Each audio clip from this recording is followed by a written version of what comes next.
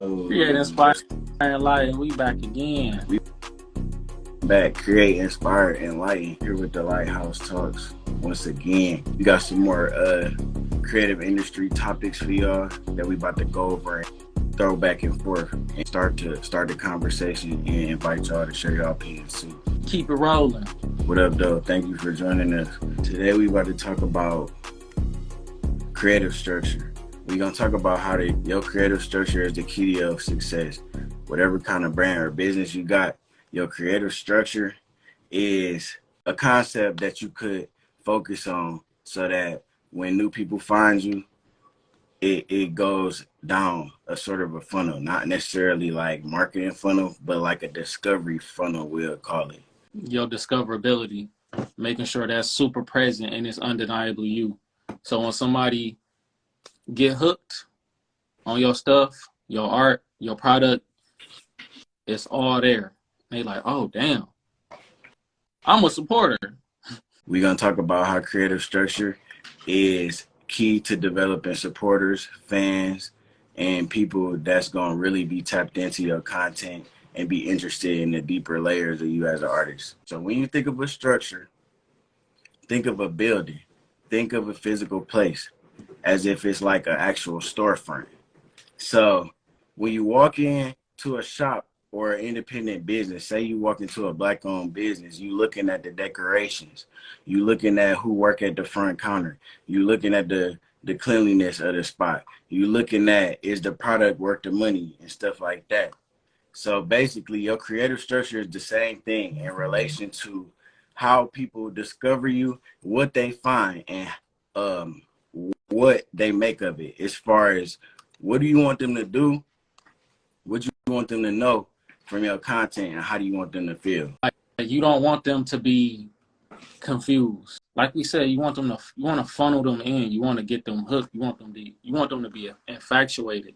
I use examples like a tattoo shop. So when you walk into a tattoo shop, you're probably looking for a clean, organized space with some laid back artistic elements of it. If y'all can hear that in the background, that's my motherfucking cat. This nigga is like, he had an attitude. He like in the litter box scratching this shit. You want them to be intrigued and infatuated when they come into your creative space. So structure goes into more than what it looks like and how organized it is. It goes also into optimization of the flow of the work that's being done within your creative structure. So examples of this would be scheduling and planning, and how you use what tools on what platforms. That goes into workflow optimization. So your whole flow when you making your products, your pieces, your beats, whatever it may be, you want that to be easy. What I mean by this is if you have a certain blocked out time in a day where, all right, I'm about to make this painting, I'm about to work on this painting, you want to have your stuff already set up. We're going to do a separate live on the whole workflow optimization subject, but you want to have your whole thing set up. So you want to have your paint cart with all the paint you're about to use. If you're using a projector, you want to have that already set up. You want to have your water already ready, your brushes already ready. You don't want to spend 20 minutes getting everything together because that's cutting into your time, which is the most precious thing you have. Tying that into creative structure, like you were just saying, you want to have your structure set up to where it's easy in the flow for you. So that goes into, the space that you living in, the space that you operating out of. No. The space that you operating out of and how conducive it is to your creative process, you know what I'm saying? That goes into don't force it. Don't force your creative structure, because the point of it is to solve problems.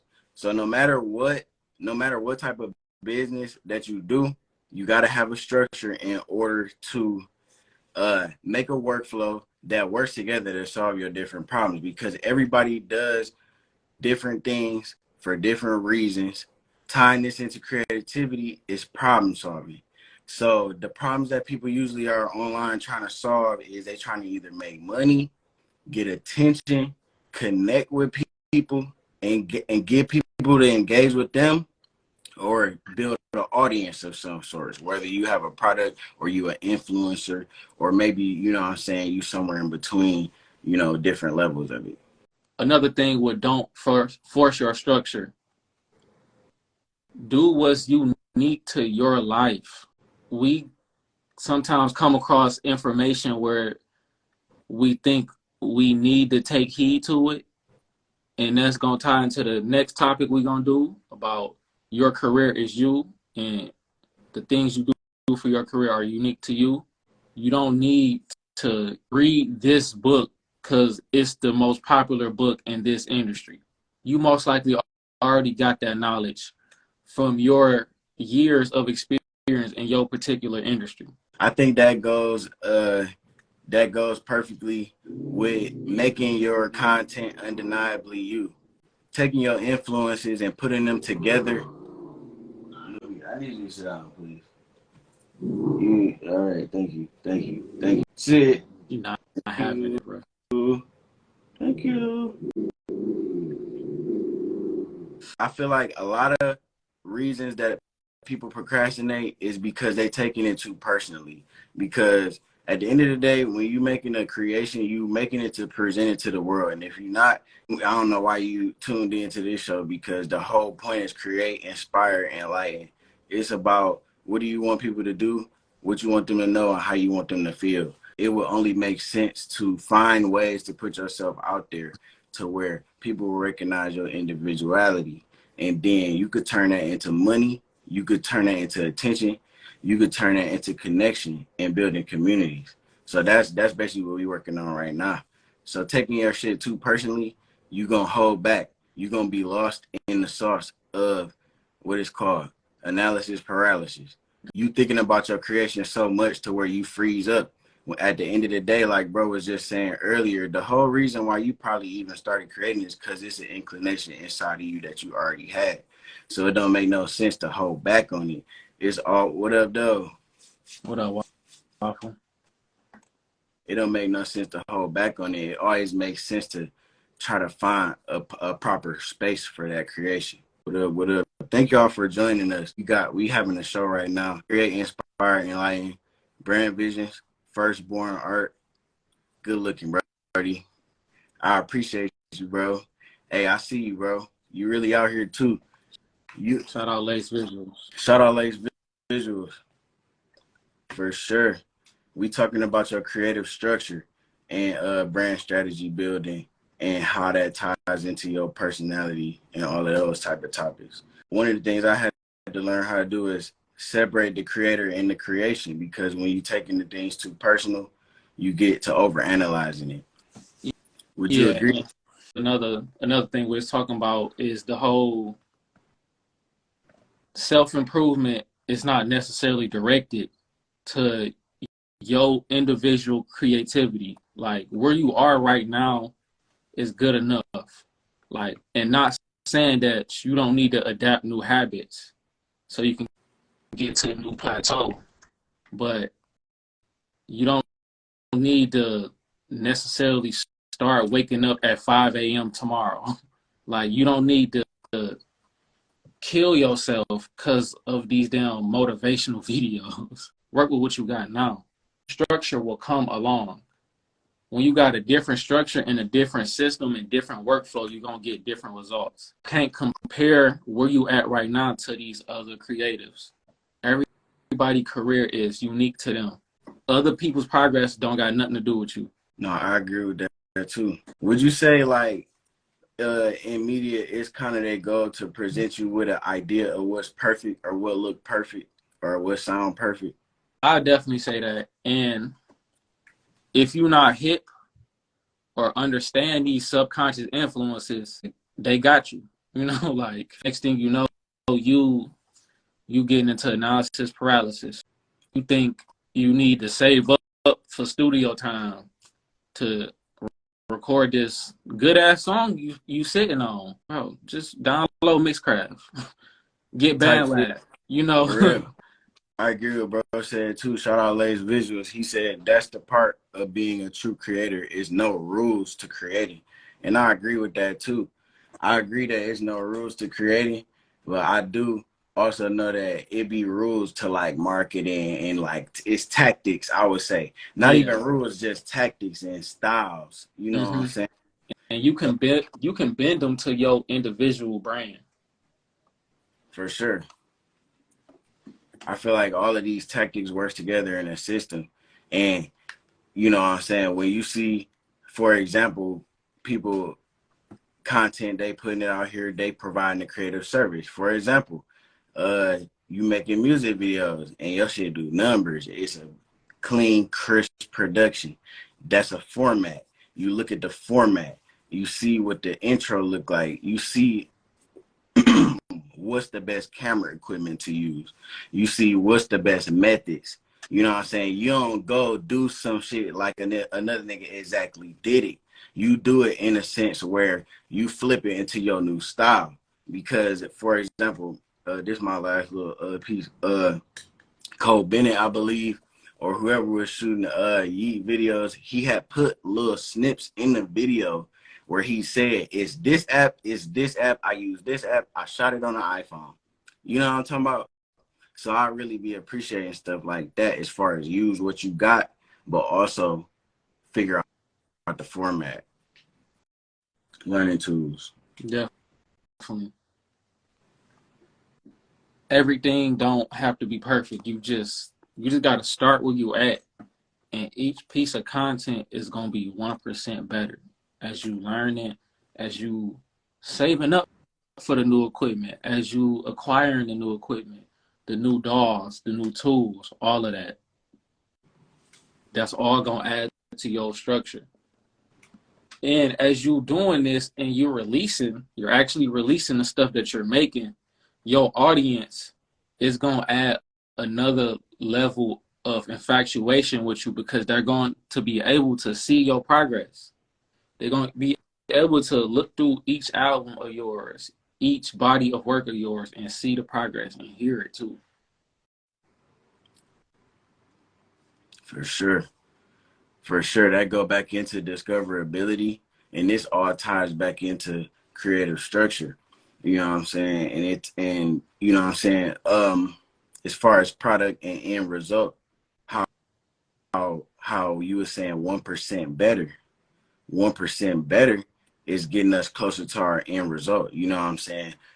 That is a process of tension, you know what I'm saying? Building and releasing tension, because the tension build up because, you know what I'm saying, you going hard, you making it, da, da, da, da. But then you get to the final stage because it's easy to start a project, you know what I'm saying? But it'd be harder to finish it, you know what I'm saying? Put it out. And that goes into creative accountability also. Yeah, you got to have people around you who understand creative accountability. Like like we mentioned in the last talk, no matter how self-motivated you are, you need people with that same drive. And not just that same drive, but that same drive to market and brand yourself.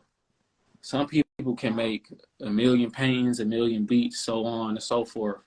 But that drive to be social with it is just not there. Success has a social side. When That's a you fact. slipping, you need them to remind you who the fuck you are. When so that they can be like, hey bro, what happened to that project? You know, what happened to this video series? What happened to that album? You know, stop rapping these songs in my ear and record them. No, facts. Facts. But that's accountability and support. Like that's like some you know what I'm saying, some shit they talk about in relationship psychology is accountability and partnerships. You know what I'm saying? And I think that it'd be crazy sometimes how people would kind of sit on the outside and judge, but it's just like goddamn, like, you know what I'm saying, meet at the minds, use collaborative thoughts. You know what I'm saying? You know, open your heart a little bit and see Man, like everybody's different and everybody come across differently. But it take a lot of courage to sit up here on the camera. It take a lot of courage to start talking. I understand that and be social and stuff like that. But like as far as the path that we on, you know what I'm saying? That's why we try and build the community with the creative structure. We talking about it. This is things that we brainstormed on months ago that For we real. formulated into bringing it to the public and reaching out and trying to join with people to share the different perspectives, resources, and just cumulative thoughts. Like, cause it's going to go somewhere, because it's got to be a safe space for creatives to share ideas. Especially that look like us and in our demographic. You know, with our skin tone, in our age group, you know, Gen Z as they call us. For, But yeah, this is all about creative accountability. for sure. While we in the stream, uh definitely go on Facebook. You can search Lighthouse Network. I think that's what the group is called. If not, on Instagram, it's Lighthouse.3. I'm gonna type it in the comments. And we got a Facebook group. I'm gonna pin all of that. We gonna clip it in the video and all of that. But we got a Facebook group. If you're interested, you could DM for more information also. Cause it's just really, we building content for the whole topic of what we doing. The whole mission. Yeah. I don't know, I can't tell you, but yeah, that's the page right there. But creative structure, how long we been on here? Oh, so like 10 more minutes or what?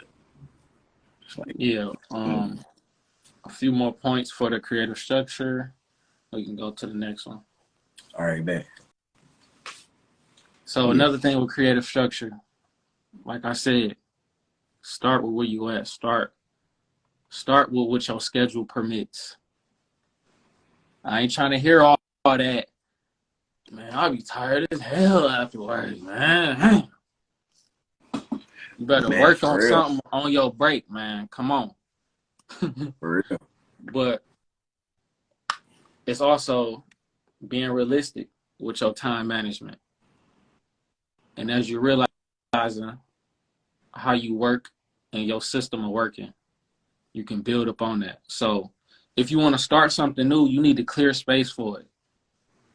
You can't just brainstorm on it.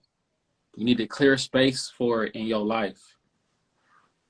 You need to figure out which projects you feel are most important now. Don't take on new projects when you still got projects you ain't touched in months. For real. That's the worst procrastination. That shit like 100-pound weight on your shoulders. Like the ones you most passionate about, the ones that make most sense for your brain at the moment, that's the ones you want to focus on. For real. And you want to optimize your time into getting them done, into even getting them started instead of worrying about the minute details.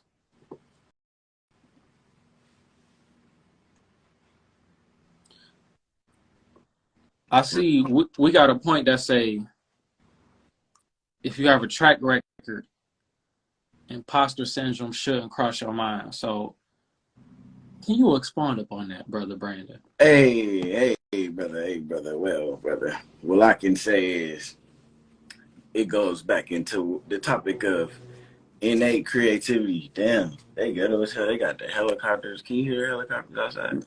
All right. So basically, if you got a track record, say, if you can even say, "Oh, I've done this before. I have experience with this and knowledge with this," you should have basically no shame in presenting that, or at least trying to put yourself out there to get feedback, because the shit only get older and older. You know what I'm saying? The shit only get older and older. So it's like, you know what I'm saying? This just me reflecting personally and also publicly. Like, all right, bet. It make perfect sense why procrastination could be caused and show up different ways. You know what I'm saying? So if you got a track record, you shouldn't have imposter syndrome. The second part, imposter syndrome. What is even imposter syndrome? Imposter syndrome is the sense that you don't deserve success or recognition for your product or what you could do. And ask yourself, really, why? Why would that be a thing? Why would you need to? Why would you need to feel as if you don't deserve the recognition for your success or your talent or your special innate ability or perspective that you bring to the world? Like, this all ties into creative structure. Yeah, like why would you feel you don't deserve recognition? By you giving back the value you have acquired with your years of knowledge in your industry. Because by you giving out value along with your products, that's going to tie into your structure to where it's a funnel and your discoverability. You're like, oh, he make music and he making videos on how to work FL Studio. You know, he not scared to give out his sauce. You know, that's the thing we talk about is you don't have some secret special sauce. Exactly. All this shit is on Google. Like, the shit is on YouTube. Yo, research is a skill. You know what I'm saying? Researching something is a skill. Different people have different capacities. So the fact that you can even just dig up and find certain information, that's a skill. You know what I'm saying? That ties into your workflow. Your There's sauce no is your mind. That's the secret special sauce. Like, you can show your recording process. A person can try to copy it. It's only so many ways you can record a song anyway. But for example, you can show your process, but you can't show the neural waves in your mind. Like, that's just for real. like that's the secret special sauce. Exactly. Nobody could be you. Nobody could ever be you. That's what makes one creative. Because the fact that you are the only you, you have to come up with solutions to problems that only you will face from your point of view. So it goes from painting, the drawing, the rapping, the engineering, video editing, selling products, drop shipping, making your website, branding yourself, having a vision for what change do you want to see and how can you come up with a creative solution, because you're gonna have to make money off putting time into it, you know what I'm saying, at the end of the day. But you don't want never to feel like it's forced upon somebody or it's spam or it's a gimmick, you know what I'm saying. It's sections to a brand, you know what I'm saying. It's Definitely. a sales side, it's an entertainment commercial side, you know what I'm saying. There, different sections to it, I feel.